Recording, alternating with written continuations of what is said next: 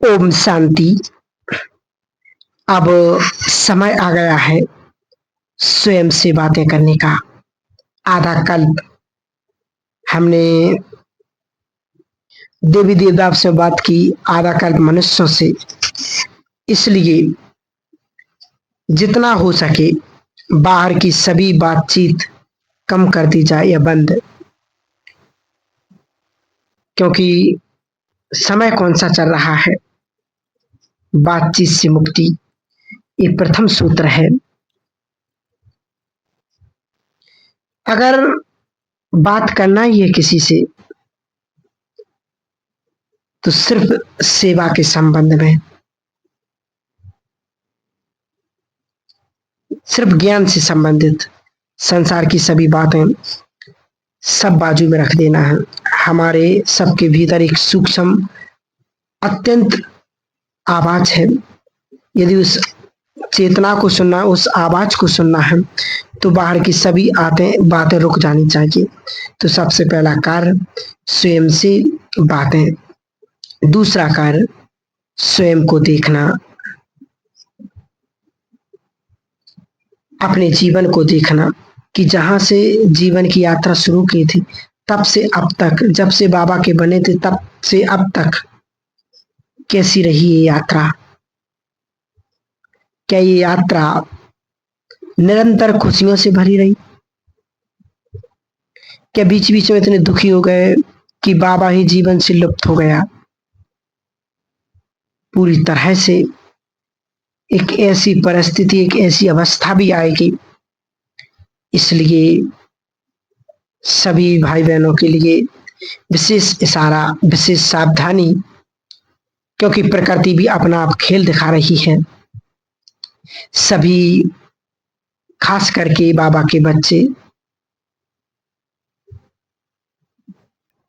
आज संसार में अनेक आत्माएं बहुत दुखी हैं, असंतुष्ट हैं, परेशान हैं, अशांत हैं।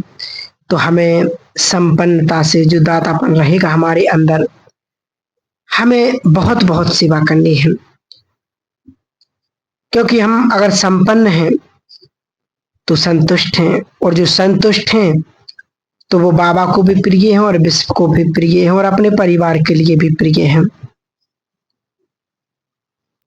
तो बाबा हमेशा कहते हैं कि पुरुषार्थ ही ब्राह्मण जीवन का श्वास है, और हर पल, हर संकल्प से हमें पुरुषार्थ तो करना ही है। उसमें मुझे बाबा की हमेशा 5 बातें समय अनुसार जो हमें अपने जीवन में रखना चाहिए। एक तो हमेशा मन और बुद्धि से बाबा के समीप रहो। कभी भी बाहर मुक्ता के कारण इतना दूर नहीं चले जाओ जो फिर से समीप आने का पुरुषार्थ करना पड़े। तो उस पर बाबा मम्मा हमेशा कहते थे कि अंतर ना पड़े, निरंतर रहे। तो निरंतर बाबा की याद वर्तमान समय अनुसार, क्योंकि जितनी याद रहेगी तो आपको बाबा का इशारा समझ में आएगा, समय जो हमें कह रहा है, और जो दूसरों को क्या आवश्यकता है वो भी समझ में है। तो जो समीपता होती है उसमें समानता नहीं आती, ये दूसरी बात है। आप किसी के भी साथ आप समीप रहिए, उसके स्वभाव, संस्कार, हर एक चीज का प्रभाव पड़ता है। तो अगर मैं बाबा के समीप हूँ तो बाबा के गुण भी मेरे में आते जाएंगे और समानता होगी। तो समानता होने से क्या होती है? संपन्नता रहती है। तो संपन्नता इस समय, वर्तमान समय, क्योंकि बाहर संसार में बहुत असंतुष्ट आत्माएं हैं, दुखी हैं, परेशान हैं। तो हमें संपन्नता से जो दातापन रहेगा हमारे अंदर तो बहुत बहुत सेवा करेगा। और संपन्नता है तो संतुष्टता भी है, और जो संतुष्ट हैं वो बाबा को भी प्रिय हैं और विश्व के लिए भी प्रिय हैं।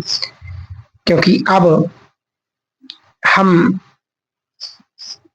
सब जान रहे हैं, पिछले कुछ समय से महसूस कर रहे हैं कि विश्व में कई सारी अप्रिय घटनाएं भी घट रही हैं।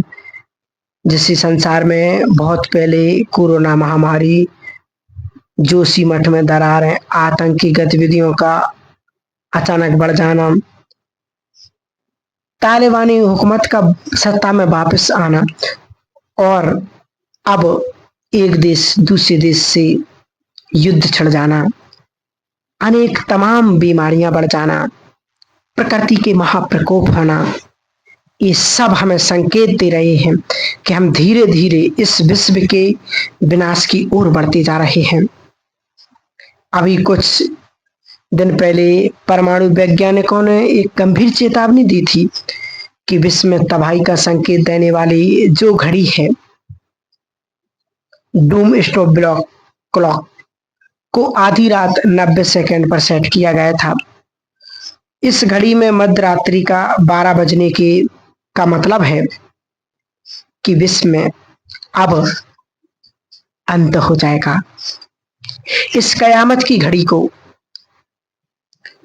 Bullet not atom box scientist द्वारा निर्धारित किया जाता है, क्योंकि रूस और यूक्रेन के बीच इस वक्त बहुत लड़ाई चरम पर है और अब वैज्ञानिकों ने भी परमाणु हमले की आशंका जताई है और महाविनाश के लिए केवल 90 सेकंड का समय सेट किया है। तो इससे पहले कयामत की घड़ी कितनी बुरी स्थिति की ओर जा रही है।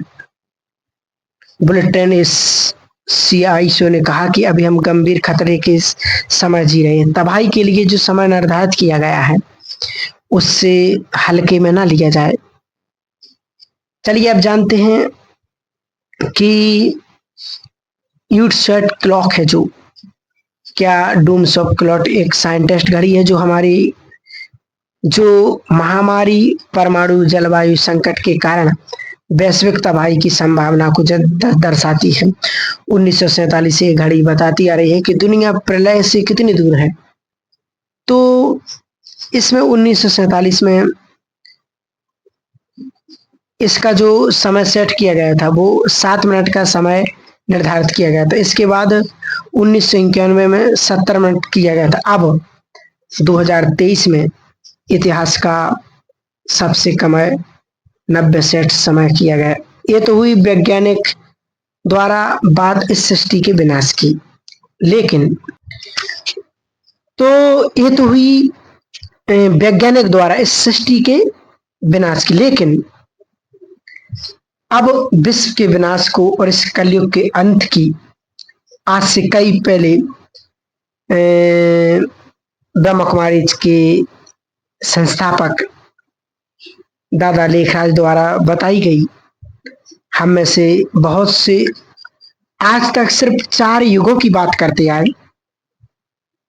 लेकिन जो सबसे महत्वपूर्ण युग है जिसे हम संगम युग के नाम से जानते हैं, चलिए आपको शॉर्ट में बताते हैं कि क्या है संगम युग। दरअसल कलयुग और सतयुग के बीच जब बहुत कम समय का फासला रह जाता है तब संगम युग की शुरुआत होती है। ये युग केवल 100 वर्षों का होता है। टोटल सृष्टि चक्र 5000 चक्र का होता है जो हर एक 5000 वर्ष के बाद रिपीट होता है, जिसकी शुरुआत सतयुग से होती है। सतयुग, त्रेता और द्वापर, और तीनों ही युग 1250 वर्ष के होते हैं, लेकिन कलयुग 1150 वर्ष का होता है, क्योंकि इसके बाद के जो 100 वर्ष संगम युग में माने जाते हैं। संगम युग भी सृष्टि के समापन की बात को दर्शाता है। इससे ये पता चलता है कि हम मानव काफी पतित हो गए हैं। प्रकृति अपना तांडव दिखाना शुरू कर देती है, जो हम पिछले कई सालों से देख रहे हैं। इसी संगम युग में स्वयं परमात्मा इस धरती पर एक साधारण इंसान के, मानव के बूढ़े तन में आकर और हमें बताते हैं कि बच्चों, अब तुम सबको वापस घर जाने का समय आ गया है। अपने आप को पहचानो, पाप कर्मों को छोड़ो, मेरी शरण में आ जाओ और अपने जीवन को धन्य धन्य बना लो।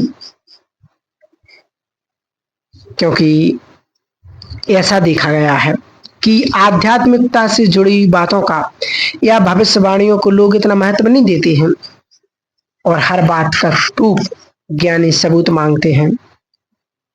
तो हाल में आई हुई डूब क्लब की चेतावनी इसका इशारा देती है कि आप सब आज से कई साल पहले दादा लेखराज द्वारा बताई गई सृष्टि विनाश की भविष्यवाणी सत्य थी और सत्य साबित हो रही है, क्योंकि वो स्वयं परमात्मा ने उन्हें दिव्य साक्षात्कार कराया था। इस सृष्टि का महापरिवर्तन कैसे हो रहा है, कैसे कैसे इस संपूर्ण सृष्टि विध्वंस हो रही है, उसके बाद एक नई स्वयं सृष्टि का उन्हें साक्षात्कार कराया कि इसके बाद ही एक नई सृष्टि की स्थापना होगी। वो परमात्मा स्वयं इस धरती पर आकर के एक नई सृष्टि की स्थापना कर रहे हैं। तो वास्तव में ये प्रक्रिया अब शुरू हो चुकी है।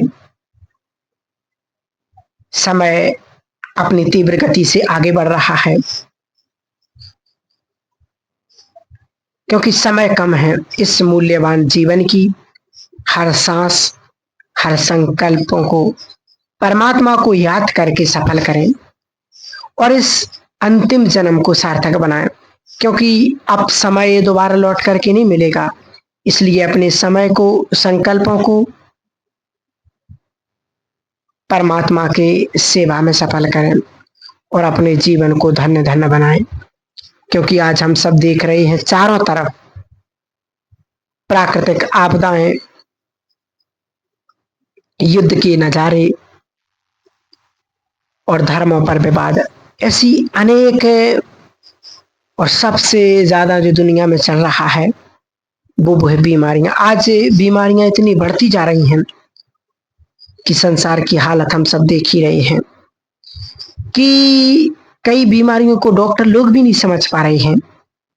सारी रिपोर्टें नॉर्मल आ रही हैं, लेकिन फिर भी लोग नहीं समझ रहे हैं। तो आज ऐसा व्यतीत होता है कि सचमुच ये दुनिया अब ज्यादा समय तक नहीं रहेगी।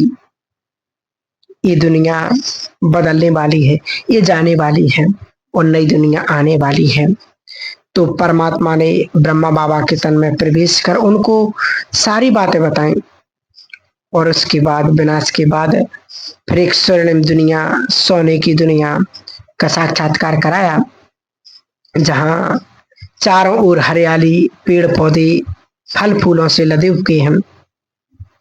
पुष्पक विमान, शेर, बकरी एक घाट पर पानी पी रहे हैं, देवी देवताएं विचरण कर रहे हैं। इतनी सुंदर दुनिया का उनको साक्षात्कार कराया। तो वास्तव में वो सुंदर और स्वर्णिम दुनिया अब बहुत जल्द ही आने वाली है और ये कलयुगी पतित भ्रष्टाचारी दुनिया जाने वाली है। तो हम सभी बाबा के प्रिय बच्चे इस समय को पहचान कर अपने समय को, अपनी श्वासों को, अपने संकल्पों को सफल कर ईश्वर की सेवा में अपना जीवन धन्य बनाए। ना किसी से बैर, ना किसी से ईर्ष्या, ना नफरत, ना घृणा। सब अपने हैं और सब सिर्फ एक ईश्वर अपना है। मानना सबको अपना है, किसी से ईर्ष्या घृणा नहीं करनी है, लेकिन परमात्मा को अपना सच्चा साथी बनाना है। क्योंकि अंत के समय में सिर्फ वही हमें साथ देने वाला है। बाकी दुनिया में जितनी भी चीजें, वस्तु, वैभव, पदार्थ, इंसान, सब साथ छोड़ने वाले हैं। क्योंकि अंतिम समय की अंतिम घड़ियां हैं और इस अंतिम घड़ियों में उस प्रभु पिता से अपना नाता जोड़ करके उसको अपना बना करके हम श्रेष्ठ और तीव्र पुरुषार्थ करेंगे, अपने जीवन को धन्य महान बनाएंगे। ओम शांति।